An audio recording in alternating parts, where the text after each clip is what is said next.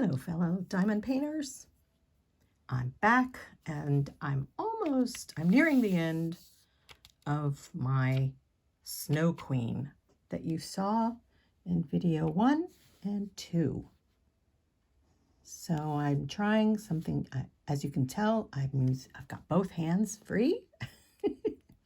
However, this tripod is kind of in my face and I'm off to the side looking at my canvas. So I'm not sure how this is going to work. I don't know how people do this. So I'm thinking of maybe a GoPro. Maybe I can wear it on my head. I don't know what else to do. So anyway, I'll probably investigate. And of course, I'm trying to do it with stuff that I already have and without investing a lot of money, because that's not what this is about. This is just trying to kind of vlog, do you say? Vlog my diamond painting journey. So anyway, I thought over the last a couple of videos, you didn't really get to see me diamond paint much. And I suppose there's nothing wrong with that. Okay, now how am I going to get over here? Because the tripod is... all right, so I'm going to move you a little bit so that I can get to this area here. Yeah, so I'm going to try, since I have both hands free today, and actually get some diamond painting done. You will probably notice that, well, I think it's been pretty good, so maybe I'll get better at it. But I have a hard time sometimes speaking or doing two things at once. I'm a mom of 3, so you wouldn't think, you would have thought I would have gotten better at that a long time ago. I don't know, during doing mom things, I didn't really notice it, but anymore, I try and it's more noticeable to me. But that's okay. All right, I think that's all of you. Well, I know it's interesting as you watch people diamond painting, or as I watch people diamond paint. You see, oh, they're going to go there next, and then they don't. And you're like, wait, you missed one. Because as you're watching, you can see all the spots that you miss, that the person is either missing or, yes. So, and I'm totally off camera now that I've moved the camera. So I'll move it back just a little bit, and then I'll probably have to move you again when I get to do that other corner. So all a work in progress. I know the first video in my description, I said, sorry, a WIP is a work in progress, not a work in project, I think I said. Okay, that's a P word, but that is not what that stands for. So, anyway, one thing that I did kind of want to mention today, or during this session.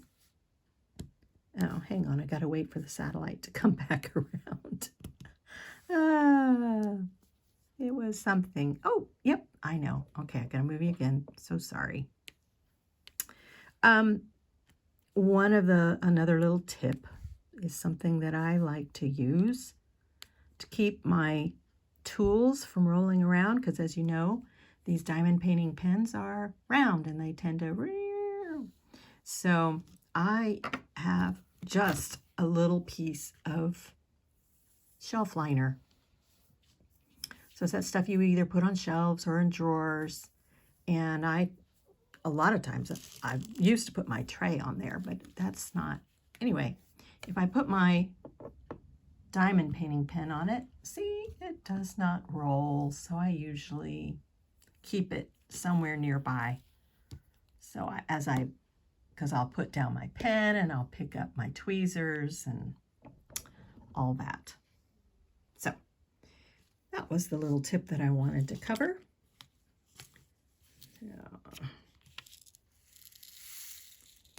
I'm just going to get to another color. So that was V. So I don't have, oh, I've got one single 6. And because it's a single, I'm going to just dip into my pot. Yep, there it is, my little container. It's way at the bottom. And my tripod is in the way. All right. There we go. So there's nothing wrong with doing that. As I said before, there's no right or wrong way to do this. So there's no number 8s that I can see, which happened to be 8. I was looking for symbol 8. 9 is an E. Let's look for an 11. I don't see any 11s, but I see some 12s, which is that little diamond spot. I know one thing I'll tell you about. Excuse me. The tray or the, in the accessory kit that I got in my latest Diamond Art Club diamond painting, it had this, actually I didn't realize it had little sparkles in it. That's cool, but it's just a little bit opaque. And it came with a stopper. Like, that's the first time that's ever happened. So that was something new and I quite like it. So you know what? I'm going to give it a try. This is just one of the freebies that I got in a diamond painting a long time ago, and I really like it, and I always use it. I don't know, white to me, I have invested in some others, and I just don't, I do have one blue one that I love very much, but I don't use it very often. I'll show you. I don't care for the green ones that come in a lot of the kits. This is closed up, so it's like, well, it's not as easy to pour in and out of something. But they have their uses, which is why I've kept quite a few of them, because if you're doing a lot of confetti, which once again is a canvas with a lot of multiple colors in a section. So there's some color blocking there, which we covered.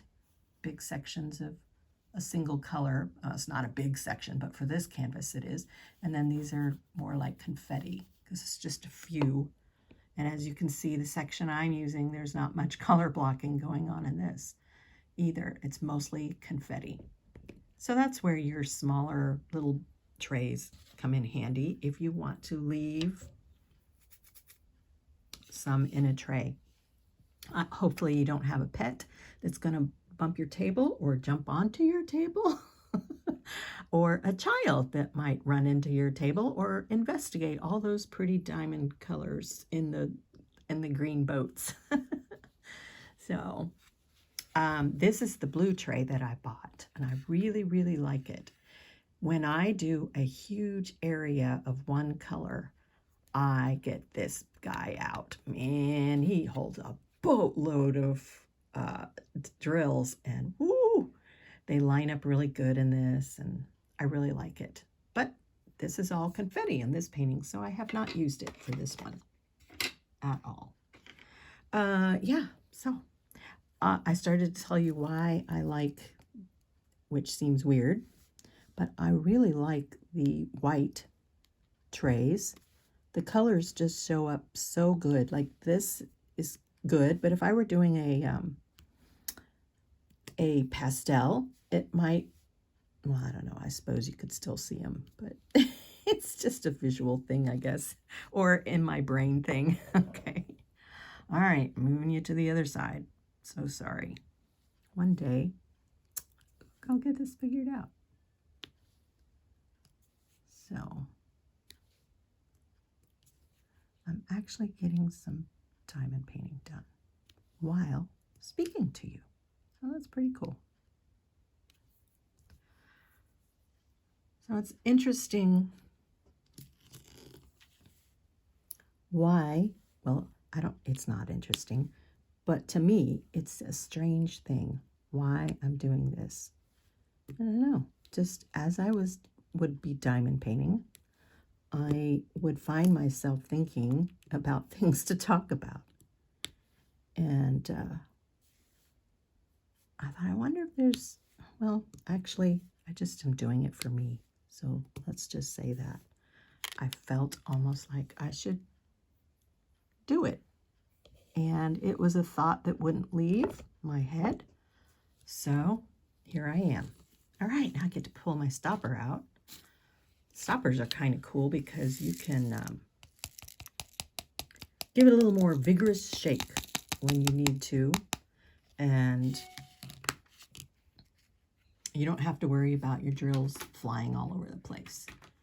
All right, any plus signs about? Yep, there's one at the very bottom. All right, so I'm just going to go in for a dip. Get this single one. And of course, there we go. All right, I got to move you. You're on the move. There we go. All right. Number 9. 14s are 9. So, and now I'm going to put my stopper in, and I can shake a little more vigorous. One thing I will say about this tray, it is deeper than the little white one. So I'll put them bottom to bottom. So yeah, so you can shake a little more vigorously because there's a little bit more clearance on this. And of course, if anything goes on the top, they're not going anywhere. So I like that.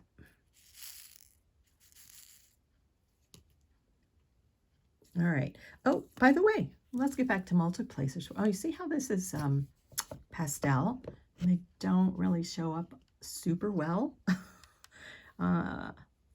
Even less so on camera, I guess. But another reason why I like my light source on top.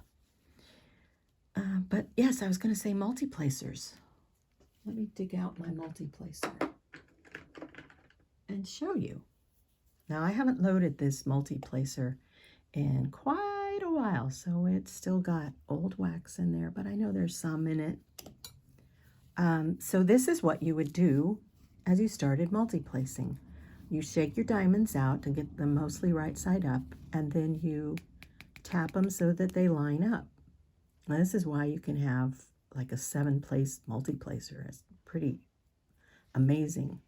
But you will, I know this one is for 3, so I have a 3. So you line it up in the direction that you're gonna, I guess you could do it this way too. So whatever's more comfortable with you. But I'm gonna go for about 3, and I'm gonna pretty much, oh, you can't see this too well. I'm gonna start with my pressure here and kind of roll up to that 3rd drill. Let's see if the wax is good enough for me to pick it up. Well, I picked up 2. So I can place 2. And there's 2 9s right there. And hopefully it'll come off.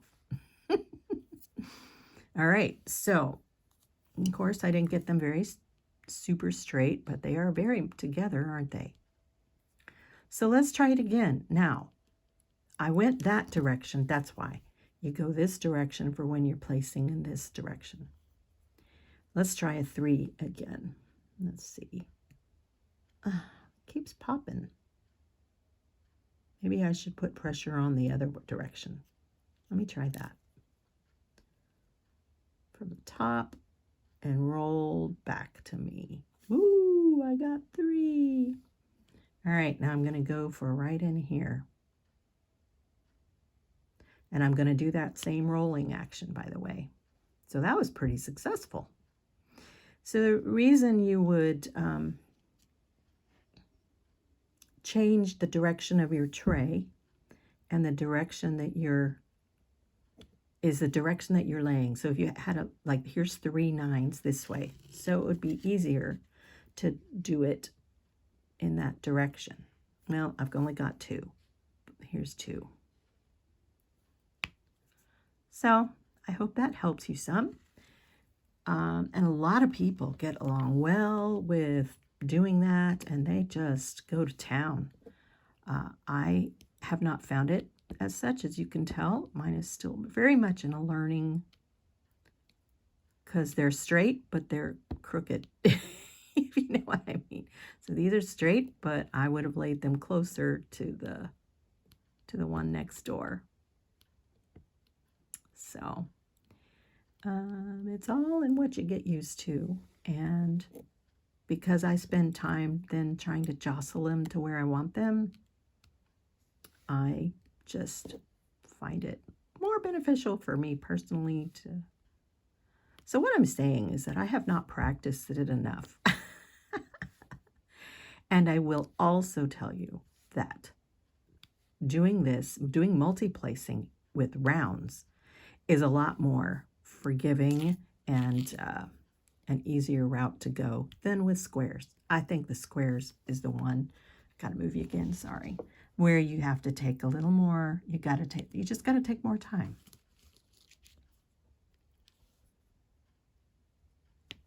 All right, I guess tripod is falling off. All right, there we go. Okay, this is an interesting little tip that I've discovered along my way. And that it has to do with where you put your tray. Some people hold their tray, and others, don't, like me. I usually do not hold my tray. I'm talking about when you're using your diamond painting pen. And why do I turn my tray when because these are squares, so I could pick them up from here. I have absolutely no idea, but before I started using tweezers, this was I don't know, I guess because I must anchor it in this hand like I'm doing now. I do hold on to it. I don't hold it up, but I hold on to it on the surface. And I think that's why. That's just an easier width for me than that is on a slope, and so that's not going to work. And then now I've got the stopper, so that's even bigger. I have small hands. Let's just put it that way. So for me, I always turn it this way.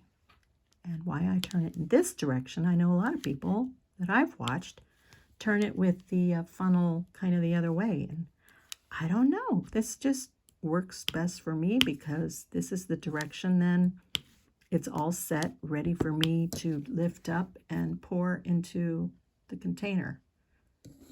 So there you go. That's why I'm saying that I do it this way. All right, I'm gonna move again. And pretty bouncy because it's on this paper. But I'm actually holding the tripod onto the tabletop instead of letting it balance. So that's what's happening here. Plus I'm peeking around the corner as well. So my voice might be louder and softer on this one, I don't know. And if it is, I apologize, but that's the reason. So back to my tip, because none of that was the tip that I was going to say. I'm having pretty good success at the moment in getting my drills from the tray in an area that is not supported. I think it's because of this. Normally I have, so if I were in an area like this, and then I go to get a drill, if your wax isn't like super fresh, you can have trouble getting those drills. And I finally figured out, that's because there's nothing underneath it. So I'm not worried about my tray sticking to it because there's drills here and there's drills here. So on the canvas. But in here, there's not. And if I'm putting pressure with non-fresh wax, it can be like, why won't it come? And it's like, oh, yeah. So that's why I tend to keep mine on an area that is supported. And that is why. So that was my tip there. If you have that trouble, could be you need to reload your wax. It could be that you're in an area that has no drills and it's just confusing. Not confusing, but frustrating. All right, so I just found an area. Hello, come on out. Well, that was fun. Just made a mess everywhere. But, you know, that's one of the hazards of diamond painting, right? These little drills can go everywhere, including on the floor or on your carpet. Isn't that just fun? And on canvases, so hopefully not on the sticky stuff, because that's been a bear to get off as well. All right, so I missed the big capital E. I just found some, or I found two. All right, so I'll just dip into this pot here and there we go. There's one. And there's two. All right.